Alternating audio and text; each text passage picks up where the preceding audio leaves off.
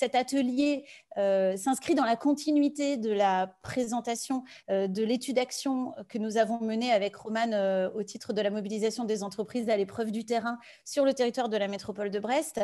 Et cet atelier a trait spécifiquement à l'activation des coopérations territoriales pour mobiliser les entreprises au profit de tous les publics. Donc, il nous avait semblé intéressant, quand on a commencé à travailler cet atelier, peut-être de donner la parole à un des acteurs, une des actrices de cette étude d'action, Hélène Le Bihan, la directrice de Défi Emploi, qui est une des structures avec laquelle donc, nous avons échangé durant l'étude d'action pour revenir sur ce territoire inspirant qui est le territoire de la métropole de Brest, parce que les coopérations sont déjà très riches, parce que les coopérations telles que nous l'avons captées, révélées dans le cadre de l'étude d'action sont inspirantes, et peut-être mettre en dialogue l'existant, ces coopérations, Hélène, avec cette nouvelle expérimentation du service public de l'insertion, démarche qui va encore s'appuyer sur la mobilisation des entreprises et notamment sur votre territoire inspirant pour aller un cran plus loin. Et puis après Hélène Le Bihan, nous avions aussi souhaité prolonger cette compréhension des expérimentations du service public de l'insertion et de l'emploi par le territoire de la Seine-Saint-Denis, puisqu'en fait c'est un des 3 territoires qui avait coché la case de la mobilisation des entreprises dès leur candidature en février 2020 et qui a été sélectionné. Et donc, votre expertise, Anne-Sophie Castec, au titre du déploiement de cette expérimentation spécifiquement, vous allez nous le raconter, à l'attention d'un secteur économique, nous a semblé tout à fait s'inscrire dans la logique de notre atelier. Donc, nous partons d'abord pour 2 fois 10 petites minutes d'explicitation de ces 2 mobilisations territoriales particulières au titre de coopération innovante pour la mobilisation des entreprises. Et puis ensuite, on revient ensemble pour toutes les questions qui peuvent se poser. Merci, Hélène. Bonjour à toutes et à tous. Tout d'abord, un grand merci à l'ANSA au nom de Brest Métropole et de ses partenaires pour l'intérêt porté à notre territoire, et merci à Sylvie et Romane pour les coopérations qui ont pu être conduites. Tout à l'heure, Sylvie a donné une petite explication historique à la solidarité ou au partenariat ou au dialogue social qui est plutôt soutenu sur notre territoire. J'ai envie d'y rajouter un paramètre géographique. Notre territoire est complètement à l'ouest, vous l'aurez remarqué. Si on regarde au sud, on voit la mer. Si on regarde à l'ouest, on voit la mer. Si on regarde au nord, on voit la mer. Et si on regarde à l'est, eh ben, c'est loin. Voilà, donc vous pouvez considérer déjà que si on ne favorise pas le dialogue et le partage et le partenariat, j'ai envie de dire, ça devient vite l'enfer parce qu'on n'a pas beaucoup d'échappatoires. Donc, autant travailler ensemble et nourrir des complémentarités. Voilà ce que j'ai envie de dire. La présentation qui a été faite a bien posé le sujet, la volonté politique du travailler ensemble sur notre territoire. Et nous, acteurs de ce territoire, continuons à porter, je dirais, et à déployer cette marque forte dans l'intérêt tout simplement, je dirais, du vivre ensemble. Alors, et je salue au passage les collègues brestois qui sont derrière leur écran et qui ont concouru aussi à la réalisation de cette étude. Merci. Pourquoi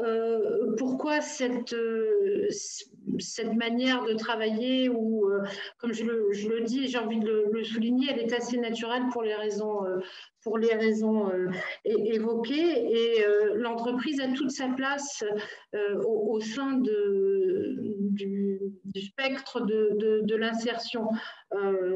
J'ai envie de dire, et en perspective avec le futur service public de l'insertion et de l'emploi, futur ou en expérimentation, que le partenariat ou les partenariats déployés doivent être en capacité de déployer un spectre qui va de la solidarité jusqu'à l'entreprise, en passant par l'inclusion, la formation, l'emploi. Vous avez insisté tout à l'heure, et vous l'avez dit, les concurrences, on n'a pas le sentiment de se faire concurrence. Les entreprises ne paraissent pas sursollicitées, mais comment faisons-nous pour travailler avec elles? Eh bien, tout simplement en proposant un service, et non pas en nous positionnant dans une démarche de sollicitation ou de demande. À ma connaissance, même si certaines entreprises ou une grande majorité d'entre elles peuvent être vertueuses dans la RSE, elles ne sont pas encore philanthropiques au point d'insérer pour insérer. Voilà, ça, on ne l'a pas constaté, même si des partenariats sont forts, il y a quand même aussi une volonté et un besoin de retour sur partenariat, sur investissement, appelez ça comme vous voudrez. Mais en tout cas, nous avons cette volonté aussi d'être partenaire de l'entreprise dans une offre de service qui lui convient. C'est à nous d'être, alors appelons médiateur ou autre, mais notre volonté, c'est de travailler sur deux leviers en même temps, si je puis dire, ou deux axes simultanément. C'est celui de l'accompagnement des publics, bien évidemment, qui sont au cœur du sujet, mais aussi des entreprises, les aider ou les soutenir, non pas à faire ce qu'elles font déjà, mais à opérer d'autres modes de recrutement, à regarder peut-être les choses différemment, à répondre à des invitations ou des sollicitations, là où elles peuvent découvrir de nouvelles choses. Combien nous ont dit « jamais j'aurais pensé aller dans une QPV recruter parce qu'on connaît la suite », mais de vivre concrètement ces actions qui sont construites encore une fois à travers un partenariat. Il y a ceux qui mobilisent du public, il y a ceux qui mobilisent des entreprises, il y a ceux qui accompagnent les habitants, je dirais, dans la tenue de ces cafés-rencontres que vous avez cités. Chacun joue un rôle, mais on ne se marche pas sur les pieds parce que, bon, évidemment, ce n'est pas toujours tout rose, hein, on ne va pas croire que Brest, c'est un territoire idéal, mais voilà, on cultive je dirais peut-être cette particularité de vouloir avancer. Quand bien même nous sommes limités, alors on avance dans notre tête, on va dire ça, par rapport à l'environnement maritime déjà, mais non, au-delà de cette petite boutade, notre volonté, c'est de servir un territoire, de faire en sorte qu'on y vive bien et qu'on travaille ensemble. J'ai répondu tout à l'heure rapidement sur le chat quant à la densité du territoire. Les entreprises sont nombreuses de n'importe quelle taille, donc on n'a pas d'a priori, on ne cible pas des tailles d'entreprise ou autres, on s'adresse à tout le monde parce qu'elles peuvent être en demande d'un besoin ou de découvrir un besoin qu'ils n'avaient pas forcément repéré grâce à l'intervention d'un extérieur, et les chargés de mission ou les collègues que nous avons sont là aussi pour porter des informations différentes et sensibiliser aussi à de nouvelles pratiques. Voilà ce que j'ai envie de dire. Sur le sujet, si cela répond un petit peu à ce paysage brestois, je dirais, qui va pour nous un petit peu plus au-delà, qui s'étend sur le pays de Brest, donc ce quart nord-ouest finistérien. Voilà oui, ce que je pouvais dire. Merci. On reviendra peut-être au titre des questions aussi sur la complémentarité que vous construisez avec les territoires plus ruraux à la sortie de la métropole de Brest et des nouveaux projets qui engagent finalement ce dialogue entre différents bassins d'emploi plus ou moins riches. Mais en tout cas, merci pour cette première présentation. Peut-être je vais appeler Anne-Sophie. Anne-Sophie Castet. Alors Anne-Sophie, je t'ai vu apparaître, mais tu n'es plus sur mon écran. Eh bien, c'est super. Un grand merci. Merci de cette présence à nos côtés aujourd'hui et merci de cette présentation de la démarche, là aussi, extrêmement innovante que le Conseil départemental de Seine-Saint-Denis a engagée avec son expérimentation du service public de l'insertion. Merci Sylvie, merci de votre invitation. Bonjour à toutes et à tous. Alors en effet, la mobilisation des entreprises est vraiment au cœur de notre expérimentation de service public de l'insertion en Seine-Saint-Denis. Donc c'est de ce projet dont je vais vous parler en vous en donnant les grandes lignes assez brièvement et puis ensuite en vous livrant quelques réflexions sur les heures et malheurs de la mobilisation des entreprises après quelques mois de recul sur ce projet qui a démarré en fin d'année dernière, mais aussi avec pas mal d'années dans les pattes quand même en Seine-Saint-Denis de relations à l'entreprise. Alors peut-être la dynamique de service public de l'insertion, je pense que les partenaires de l'État vous en ont largement parlé, ce constat partagé qu'il faut absolument décloisonner les pratiques entre ce sacro-saint accompagnement social, accompagnement professionnel, le fait de mettre l'emploi d'abord, l'emploi au cœur des parcours de retour et à l'emploi et d'insertion, et puis une volonté d'être beaucoup plus proactif dans cet accompagnement. Donc nous, quand on a répondu à l'appel à la manifestation d'intérêt en fin 2019, on a pris très au sérieux ces demandes de l'État, mais on s'est dit, dans un territoire comme le nôtre, alors on n'a pas la mer, mais on a la mer et ses poissons, parce qu'il y a 4 PT, un département, 14 missions locales, 4 plis. Enfin bon, si on commence par l'enjeu juste gouvernance, on est mort. On n'y arrivera jamais, on ne bougera pas grand-chose. Donc on s'est dit, tous ces grands principes auxquels on adhère, il faut peut-être qu'on décale un peu et qu'on raisonne à l'échelle d'une filière d'activité. Et on n'a pas choisi n'importe laquelle, on a choisi celle du BTP. Bon, le BTP, je ne vous fais pas un dessin, on est le premier chantier d'Europe. On a des très grands projets qui irriguent tout le territoire, les JOP, le programme de renouvellement urbain, le Grand Paris Express. Donc, voilà, des perspectives d'emploi à 10 ans absolument phénoménales et avec un gros risque quand même de tension sur cette filière, enfin un risque avéré d'ailleurs de tension sur cette filière. Donc, le pari qu'on fait, c'est d'essayer de mettre bout à bout tous ces éléments de la chaîne de l'emploi qui se rencontrent jamais quand on doit raisonner tous azimuts. Donc, on s'est dit, voilà, cette filière, elle est largement portée par la commande publique. Le BTP, c'est essentiellement de la commande publique, donc surtout avec les grands travaux dont je vous ai parlé. Quand on est donneur d'ordre, forcément, on finit par connaître un jour ou l'autre ses prestataires. En plus, on peut mettre des clauses d'insertion, mais pas que.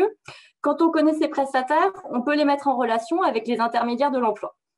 Et en parlant entre intermédiaires de l'emploi et employeur, c'est quand même plus facile de poser les bonnes questions, à savoir combien d'emplois, quel besoin de recrutement, quelle formation, ou quand, comment. En fait, tous les ingrédients qui font qu'on peut vraiment travailler sur l'intermédiation à l'emploi. Puis tous ces ingrédients qui font que c'est quand même plus facile ensuite d'aller parler du secteur aux personnes qu'on accompagne. Alors voilà le chaînon un peu théorique. Après, il y a des embûches à toutes les étapes. Ça, c'est ce qui nous distingue des autres services publics de l'insertion. Ce qui nous rassemble, évidemment, c'est cette volonté de faire des parcours sans couture.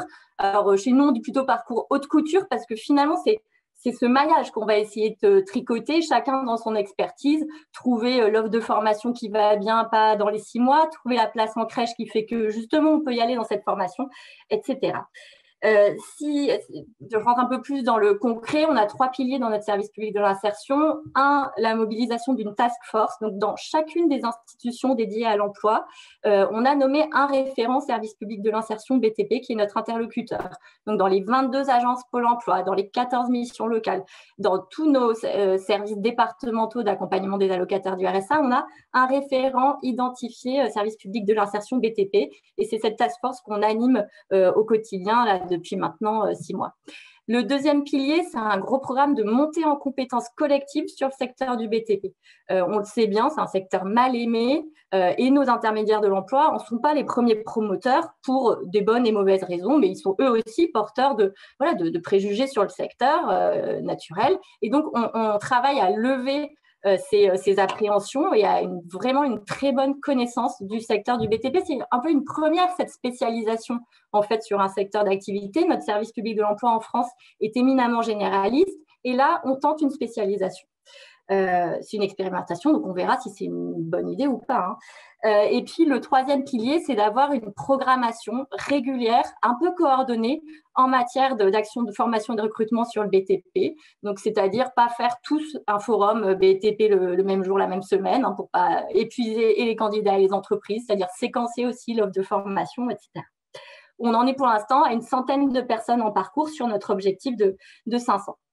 Si je me concentre un peu sur le sujet qui est la mobilisation des entreprises, on le fait à plusieurs niveaux. Le premier niveau, c'est un niveau bien sûr stratégique et de gouvernance avec cet objectif très noble de vouloir construire une politique publique, pas à côté des employeurs, mais avec les employeurs. Bon, je continuerai à marteler ça parce que je pense que c'est quelque chose qui se tient et qui se construit dans le temps. Vous dire qu'on a trouvé la martingale, ce serait trop. Aujourd'hui, on a un très beau comité stratégique avec le président du conseil départemental, la préfète de l'égalité des chances, tout le service public de l'emploi et de l'insertion, la formation, les fédérations professionnelles, les majors du BTP, les PME du territoire. C'est un passage obligé, c'est un incontournable, c'est un lieu d'influence évidente, un lieu de visibilité, un lieu où on se compare aussi, un lieu d'adhésion. Mais c'est pas encore se creuser cette co-construction de la politique publique qu'on souhaiterait. Pour ça, en fait, aujourd'hui, dans des lieux très collectifs, je trouve que les questions de posture sont trop fortes. Et donc, on travaille ces sujets-là plutôt en bilatéral avec les entreprises ou alors en passant par des partenaires clubs d'entreprise, comme en l'occurrence, on travaille beaucoup avec le Crépi Île-de-France sur ce projet, mais voilà, le Club FACE est également très intéressant en la matière, qui sont quand même des très bons relais, un peu en dehors des postures pour travailler à cette co-construction publique-privée. Les autres niveaux d'implication, je vais reprendre les mots de Madame Le Bihan, on est dans une relation donnant-donnant, où on explique qu'on a une offre de service, mais qu'en revanche, elle ne sera efficace que si l'entreprise s'implique dans cette offre de service. Parce qu'on ne peut pas connaître leur métier aussi bien qu'eux, on ne peut pas créer les compétences sans connaître leurs besoins. Et donc là, on leur demande de participer à tout notre programme d'acculturation des professionnels au secteur du BTP. On n'a pas un programme, pas une visite d'entreprise qui se fait sans l'entreprise, c'est une évidence. La deuxième chose, c'est qu'ils participent aussi aux actions de découverte des métiers. C'est quand même mieux quand ce sont les professionnels qui en parlent. Alors, c'est mieux quand on leur explique aussi les attentes des chercheurs d'emploi parce que le spot publicitaire qu'on a tous vu de la fédération professionnelle qui montre un soleil couchant et sur un magnifique chantier, c'est pas ça qui marche. Donc on cherche aussi à ce que le message soit parlant et efficace. Et puis, on leur demande, alors ça c'est le Graal, de participer à la construction d'actions de formation avec nous et puis d'opérations de recrutement sonnantes et trébuchantes. On a un outil en Seine-Saint-Denis qui s'appelle les passerelles vers l'emploi, qui sont un peu nos PEC maison, où en fait, on va décortiquer le besoin de l'entreprise par les compétences et créer l'offre de la marche de formation qui va bien, les 300, 400 heures qui vont bien pour accéder à l'emploi. Donc, des formations plutôt courtes. Donc on construit le référentiel avec l'entreprise, on va chercher l'organisme de formation et on sécurise surtout les emplois à la clé. On en fait une quinzaine par an, on a 250 partenaires. On fait ça sur tout métier, en l'occurrence le BTP, puis parfois on peut diversifier un peu les plaisirs. On a une en ce moment qui mêle apprentissage, passage du permis de conduire et apprentissage du métier d'agent de traçabilité. Peut-être que je crois que le temps est compté. Vous confiez plusieurs réflexions, questions ouvertes sur ces sujets. Alors, j'ai fait exprès de ne pas lire votre étude pour pas, peut-être que j'espère ne pas être trop à côté de la plaque, mais je me suis dit autant me laisser influencer par des réflexions beaucoup plus intelligentes que les miennes. La première, c'est que cette relation à l'entreprise, c'est un métier. Nous, on a une petite équipe formidable, je ne le dis pas juste parce que je crois que j'ai un collègue dans la salle, une équipe de 5 chargés de projet et chargés de la relation entreprise qui savent naviguer entre les besoins des entreprises, qu'elles expriment quand même pas si clairement que ça, et la connaissance des publics. Et on est vraiment dans un travail de co-construction qui est pas évident. Voilà, il faut parler les deux langues, il faut connaître les deux mondes. Et tout le monde va vous dire, on connaît, hein, l'entreprise va vous dire, oh non mais moi j'en ai plein, des personnes en difficulté, etc. Les organismes de formation, c'est pareil. Ils vont tous vous dire, oui non mais moi je sais travailler avec ces publics, etc. Et ben non, il y a une dimension d'accompagnement social, il y a des marches à construire et c'est un vrai savoir-faire. C'est un métier sans référentiel de compétences et sans formation. Il y a plein de choses qui existent. Hein. On a la méthode IOD aussi sur le territoire. On a beaucoup de facilitateurs qui font un boulot formidable.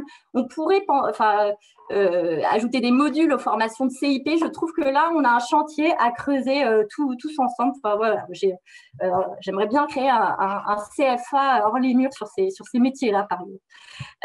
Deuxième réflexion, c'est que je pense, mais vous l'avez dit, Madame Le Bihan, et c'est peut-être plus facile en Bretagne, je ne sais pas, mais on a vraiment besoin de reparler de développement territorial.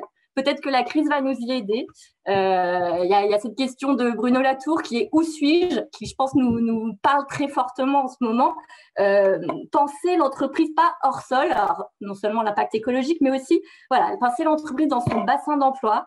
L'entreprise prédatrice de compétences, c'est fini. Il faut qu'elle comprenne qu'elle doit être créatrice de compétences avec nous. Elle ne se saisit pas des trésors du service public en matière d'emploi. Elles ne le connaissent pas.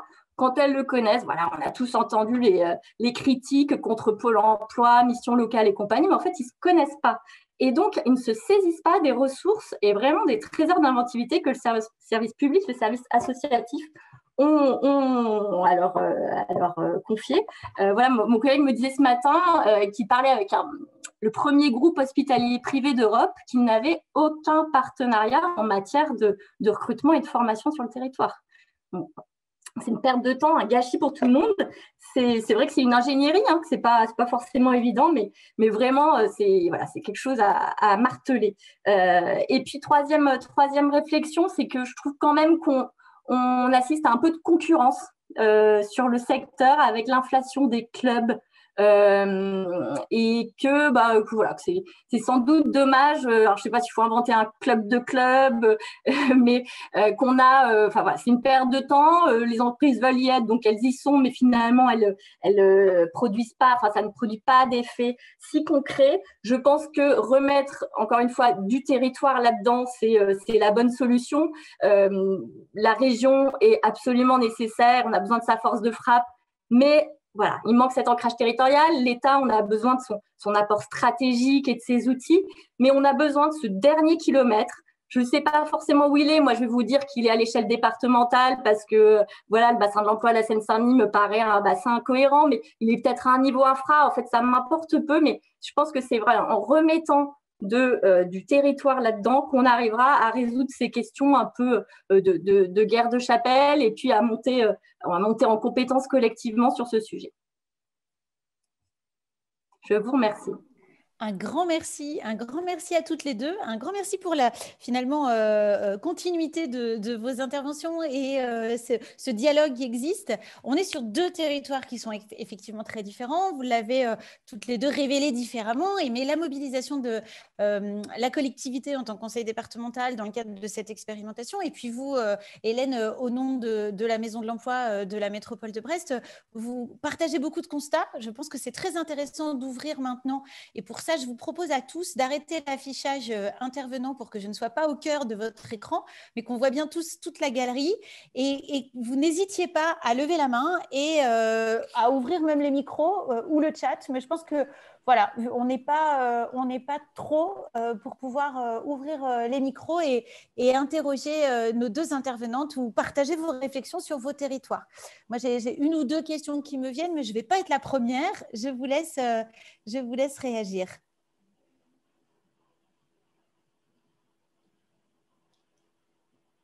N'hésitez pas, vous pouvez aussi utiliser le chat. On a encore 20 minutes, un quart d'heure pour discuter, donc n'hésitons pas. je vois quelques vidéos en fait qui sont actives. Donc, j'ai envie d'interroger ceux d'entre vous qui avaient activé vos caméras. Jean-Pierre, Anne-Marie, Nelly, Christophe, peut-être est-ce que vous voulez partager aussi vos réflexions ou partager ces constats ici faits par Anne-Sophie? Ouais, Jean-Pierre. Alors nous, on n'a pas l'océan, on n'a pas l'aquarium, on a les montagnes, puisque nous sommes au pied des Pyrénées. Et par contre, on a le même point commun que vous. Hein. On partage totalement. On sait que la ressource, elle est dans les entreprises, elle n'est pas chez nous, elle n'est pas dans les journaux, elle n'est pas sur Internet. Elle est forcément dans les entreprises et elle y est tous les jours. Et on sait très bien que le quotidien d'une entreprise est différent d'un jour à l'autre, d'où l'intérêt d'y être tous les jours. Et surtout, comme à Brest, leur dire qu'on a un service à leur proposer et pas forcément un public. Comme ça, derrière le service, on valorise le public, puisque le public qu'on accompagne, on le sait, il veut travailler. Voilà. Donc, je m'inscris complètement dans la logique des deux interventions et je pense que la mer et la montagne peuvent travailler ensemble.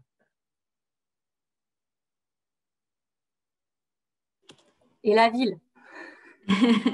Avec plaisir pour la coopération. C'est vrai, si je peux me permettre pour compléter le propos sur notre territoire, de nombreux dispositifs ont été pensés et créés pour répondre à différents besoins. Mais le point d'achoppement, c'est qu'ils convergent toujours vers l'intérêt général, c'est-à-dire la mise en emploi des personnes qui sont accompagnées, soit par la mission locale, soit par Pôle emploi, soit par Cap Emploi, le PLI et nos collègues de l'insertion par l'activité économique et j'en passe, mais que ça réponde à un réel besoin et qu'on ne soit pas là pour générer de la frustration auprès des entreprises. Il faut réussir à travailler dans un cercle vertueux. Il y a certains qui sont des spécialistes chez nous pour récupérer des offres d'emploi. Il faut qu'elles soient partagées et le meilleur profil sera retenu par l'entreprise, mais tout le monde aura eu sa chance, si je puis dire, et l'entreprise s'en trouvera satisfaite ou aura vu sa réponse traitée en tout cas et sa marge de manœuvre respectée également. Voilà, on est dans cette facilitation permanente où on essaye de l'être en tout cas. Après, effectivement, du mieux qu'on peut. Alors, nous avons une question dans le chat. N'y a-t-il pas un problème d'image lié aux représentations que les entreprises se font de l'insertion par l'activité économique qui peuvent freiner ces démarches de décloisonnement?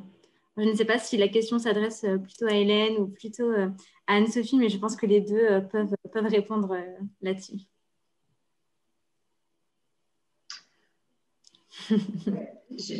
Vaste question. Alors, juste un petit mot là-dessus.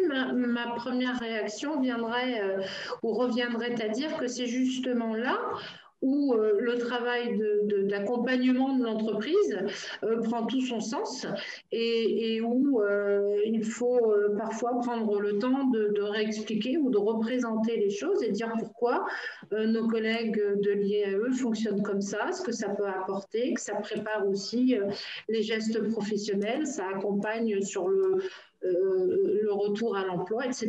Donc, c'est une chaîne de complémentarité qu'il faut activer. Effectivement, si on ne dit jamais rien aux entreprises quant à leurs préjugés, elles ne risquent pas de changer d'avis. Je pense que c'est tout un travail aussi à faire avec pédagogie et diplomatie. On n'a pas, Madame Castex évoqué le territoire. C'est à ça, il me semble, que les agents du territoire, que nous sommes délégués ou subdélégués ou retenus par nos appartenances en gouvernance, pour Défi Emploi, c'est la métropole de Brest. C'est à nous de le faire. Il me semble que c'est à nous de le faire et de le dire posément, calmement, et a fortiori quand il s'agit de métiers en tension, voilà, travaillons ensemble et partageons les efforts et tout le monde y trouvera une réponse. Alors, la sélectivité à l'emploi, oui, elle existe bien évidemment, mais dès lors qu'il n'y a pas forcément plus de profils parce que le métier est pénurique, osons le dire. Osons aussi ensemble activer les différents leviers que rappelait Madame Castex, qui sont disponibles sur le territoire, le recours à la formation, la PMSMP, tout le droit commun qui est disponible. Voilà, à nous de nous en saisir en fait.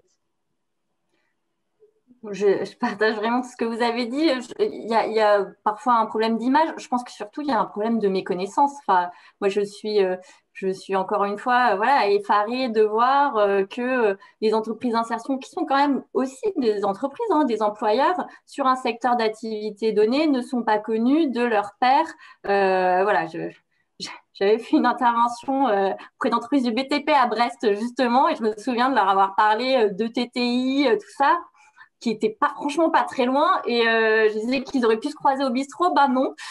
Donc voilà, je pense d'abord c'est un enjeu de connaissance, et ensuite de coopération. Alors c'est vrai qu'on est dans une phase un peu plus compliquée aujourd'hui, mais il n'y a pas si longtemps, on était quand même dans un moment de tension terrible sur l'emploi. Les entreprises d'insertion sont des solutions de création des compétences sur des secteurs d'activité où les entreprises se cassent les dents. Et donc, comme vous l'avez dit, elles préparent aux gestes professionnels. Enfin, tout est une question, je pense, d'interconnaissance, d'aller se rencontrer.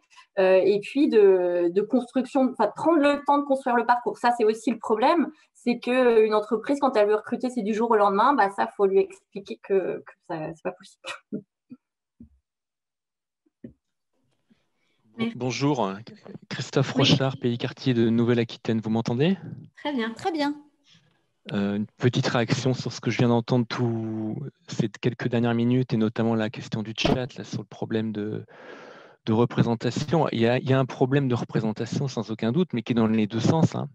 C'est-à-dire que moi, j'ai quand même souvent constaté, de là où je suis, hein, je travaille dans un centre de ressources, même si j'ai pas mal bossé en collectivité précédemment, il y a des préjugés sur la ressource humaine des quartiers populaires, les parcours un peu atypiques, les personnes qui sont dans des parcours d'insertion. Mais de la même manière, la sphère publique a aussi parfois une image de l'entreprise, comme vient de le dire l'intervenante précédente, il y a une méconnaissance mutuelle. Donc il y a un enjeu à rapprocher ces deux sphères, à faire tomber plein de préjugés, vraiment des deux côtés, pour qu'on arrive à mieux se parler, à mieux se comprendre. Et après, je n'ai pas encore beaucoup entendu parler aujourd'hui de cette histoire aussi de lutte contre les discriminations et de diversité au sens large. Mais les entreprises ont besoin de diversité. Un, elles ont du mal à recruter. Et deux, souvent, dans certains secteurs, hein, notamment dans le tertiaire, elles recrutent toujours les mêmes profils. Elles se retrouvent à avoir des cols blancs qui ont tous fait les mêmes écoles. Et c'est un vrai problème. Et des chefs d'entreprise le disent d'ailleurs. Alors, ça me fait penser à ce que fait Mosaïque RH, qui travaille là-dessus, hein, sur la représentation dans l'entreprise, travailler sur la diversité, où ils ont vraiment des actions de sensibilisation, des jeux de rôle qui sont très, très intéressants pour justement porter un autre regard sur le voisin ou sur le monde d'en face, et pour amener de la diversité dans les entreprises. Et c'est une vraie passerelle, du coup, pour des publics qui, au départ, sont éloignés de l'emploi et qui peuvent être recrutés autrement et apporter d'autres compétences. Et je pense qu'on est tous différents, on n'a pas le cerveau constitué de la même manière. Et cette diversité dans une équipe projet, dans une boîte, quelle qu'elle soit, que ce soit de l'industrie, du tertiaire, c'est une vraie richesse pour les managers, pour amener des nouvelles idées. Merci beaucoup pour votre intervention. Effectivement, il existe des actions pour agir contre cette méconnaissance. Et Stéphane Montrère nous dit dans le chat qu'effectivement, lui, il met en place des matinales entreprises pour rapprocher à la fois les entreprises, des structures d'insertion par activité économique et les personnes. Donc, effectivement, il y a des actions qui permettent de faire ce rapprochement et de favoriser l'interconnaissance des acteurs. Peut-être d'autres personnes veulent réagir, peut-être présenter les actions qu'ils mettent en place en faveur justement de la connaissance mutuelle. Oui, on a une main qui se lève. Très bien. Allez-y. Allez-y, Laurent. Ouais.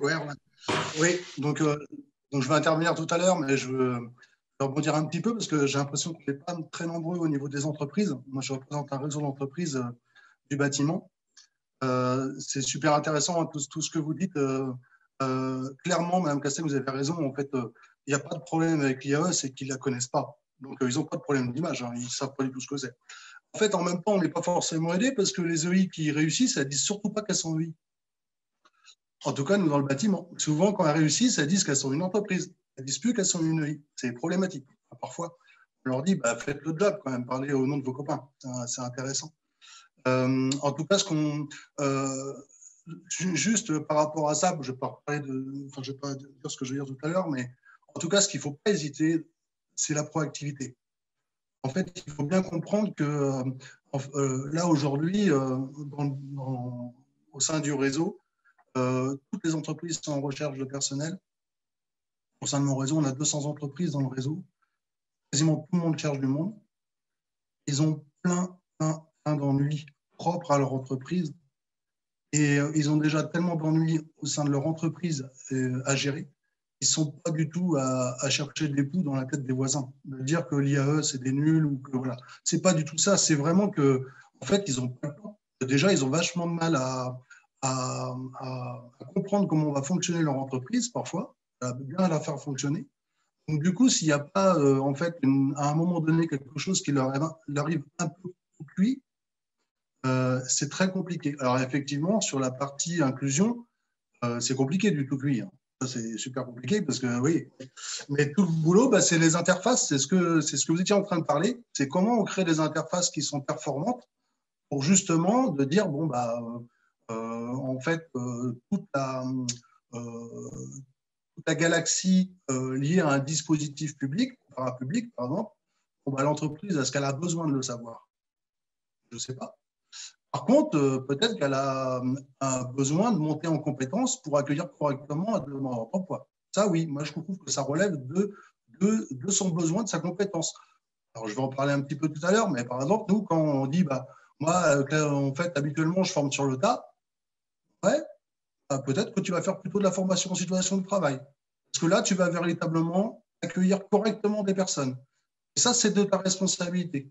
Par contre, qui se tape toute la compréhension liée avec les OPCO qui ne savent pas forcément même entre eux ce que c'est, comment ça fonctionne, ou alors d'un dispositif lié à Pôle emploi, etc., moi je dis, bah non, en fait, ce n'est pas leur job, ce n'est pas trop leur job. Bon, après, il y en a qui sont un peu fous, qui vont rentrer vraiment dans le truc. Et je pense qu'il faut, en fait, il y a des gens qui portent des dispositifs, c'est super. Il y a des gens qui sont là pour créer de la valeur, c'est super. Pour moi, les SIAE, c'est comme les entreprises, hein, c'est des acteurs économiques à part entière. Donc, voilà. Et il y a des gens qui doivent faire l'interface, c'est leur job. Donc, qu'ils fassent l'interface et pas besoin d'expliquer aux autres comment fonctionne forcément toute la composante de l'entreprise, etc. Et de l'autre côté, d'expliquer comment fonctionne le dispositif public, etc. Là, je ne veux pas ramener les entreprises, les chefs d'entreprise pour faire pour suivre par exemple une partie des interventions de ce matin. Ça ne me gêne pas en tant qu'interface. Par contre, ils me détruisent si je les mets à écouter ce que vous avez fait ce matin. C'est normal, ce n'est pas leur job. C'est pas leur job. Merci beaucoup, Laurent, parce que vous relancez vraiment la question. Je pense qu'il y a des envies de réaction, mais dire ou ne pas dire qui on est, quelle est la posture du médiateur, effectivement, comment la structure va accrocher l'intérêt de l'entreprise, et tout en reconnaissant qu'en fait, le sujet n'est probablement pas la spécificité du public, mais bien la capacité à recruter différemment. Ça, c'est des vrais sujets qui vont connecter la problématique qu'Anne-Sophie Castec a posée de la formation des professionnels et de la reconnaissance de ce métier. Hélène, vous vouliez réagir?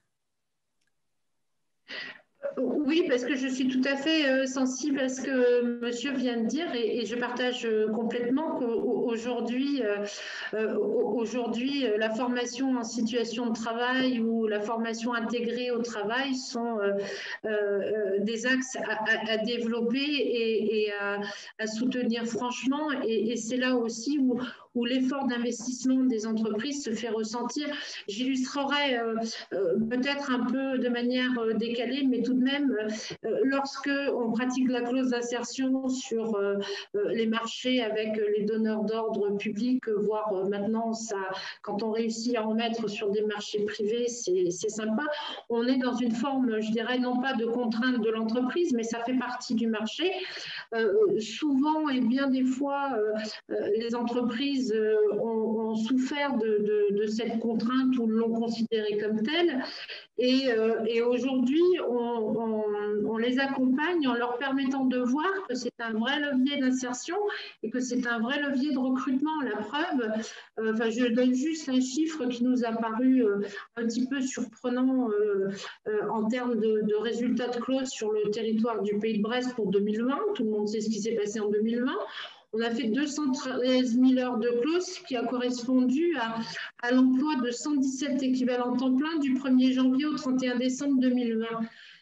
Si cette clause n'avait pas été là avec cette volonté ou cette pseudo-obligation de recourir à des personnes en insertion ou répondant aux critères de la clause, comment les entreprises auraient pu continuer leur production, quelle qu'elle soit. On a autant de marchés de services bientôt que de marchés de travaux, donc c'est un vrai sujet.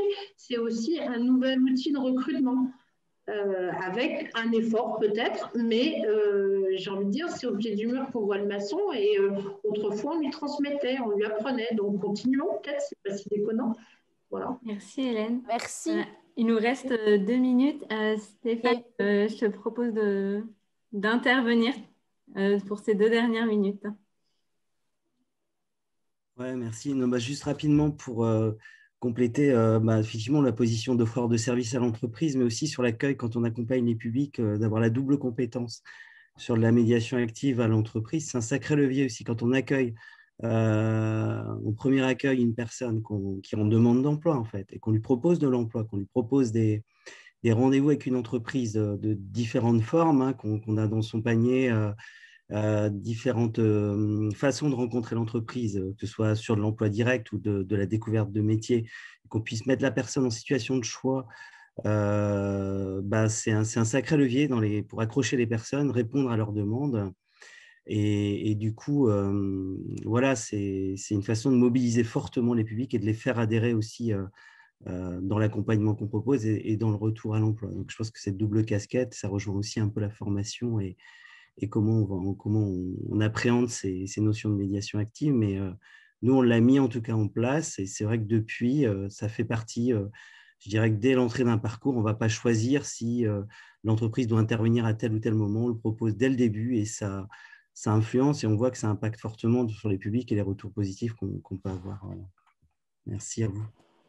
Merci. Il est l'heure qu'on s'était donnée. Je ne sais pas s'il y a une dernière intervention. J'ai l'impression qu'Hélène, tu as envie de... Pardon, je me permets juste d'évoquer ce que Sylvie a sous-entendu au début de l'intervention et que Madame Castex a souligné, c'est ces coopérations territoriales, cette dimension territoriale, mais qui donne lieu aussi à une dimension de coopération interterritoriale. Et pour répondre à la perche tendue par Sylvie tout à l'heure, effectivement, le territoire de Brest Métropole aujourd'hui, à travers le contrat de réciprocité, il n'y en a pas beaucoup en France, ça a été expérimental, c'est sorti en 2014, il me semble, ou 2015, opère un contrat de réciprocité avec le centre-ouest Bretagne. C'est un territoire qui est en zone de revitalisation rurale et par ce biais-là, sur toute la thématique emploi, insertion, inclusion, on retravaille des coopérations à travers la réponse à un appel à projet sur le 100% inclusion notamment. Voilà, donc ça replace le territoire comme étant aussi acteur de toutes ces politiques d'insertion et peut donner lieu à un intérêt peut-être particulier dans l'expérimentation du fameux service public de l'insertion et de l'emploi. Comment on travaille de manière transversale. Voilà ce que je voulais dire. Pardonnez-moi d'avoir un peu monopolisé la parole. Merci beaucoup. Merci beaucoup, Hélène. Moi, je vais garder quelques mots-clés de cet atelier. Évidemment, il est enregistré. Évidemment, il y aura une synthèse qui sera produite par l'ANSA, mais travailler ensemble dans l'intérêt du vivre ensemble, les parcours haute couture, dire ou ne pas dire qui on est, ça c'est vraiment une question, à mon avis, qu'il faut qu'on creuse ensemble. Et puis, effectivement, vous étiez tous, je crois, d'accord sur le donnant-donnant, sur cet équilibre don et contre-don dans la relation à l'entreprise et dans la recherche de coopération vertueuse sur les territoires. C'est ce qu'on pourra garder, Romane, si tu en es d'accord, pour vous remercier vivement de votre participation à cet atelier et travail collaboratif en complémentarité. Merci. Merci pour... mais allez-y, incrémentez de vos mots-clés, qu'on fasse un nuage de mots complet de ce que vous avez gardé de cet atelier dans le chat. On va pas tout à fait basculer en plénière. Romane, tu nous expliques les modalités? Oui, tout à fait. Alors, on va faire une petite pause quand même parce que c'est long, une journée en visioconférence. Je pense encore plus pour vous qui participez que pour nous, puisqu'on est peut-être un peu plus actifs. Donc, on va faire une pause jusqu'à 14h45 et on va reprendre directement en salle plénière avec la table ronde sur les coopérations d'acteurs pour essaimer, avec 3 intervenants, donc Laurent Bouillet d'Ecobat, Didier Dugas de l'Association nationale des groupements de créateurs et Michel Passon, notre directrice. Et on vous présentera également le guide l'essaimage à l'épreuve du terrain que nous venons de finaliser. Voilà, on espère que vous serez nombreux à nous rejoindre à cette table ronde et encore merci aux 2 intervenantes, Hélène Le Bihan et Anne-Sophie Castec pour leurs interventions très inspirantes.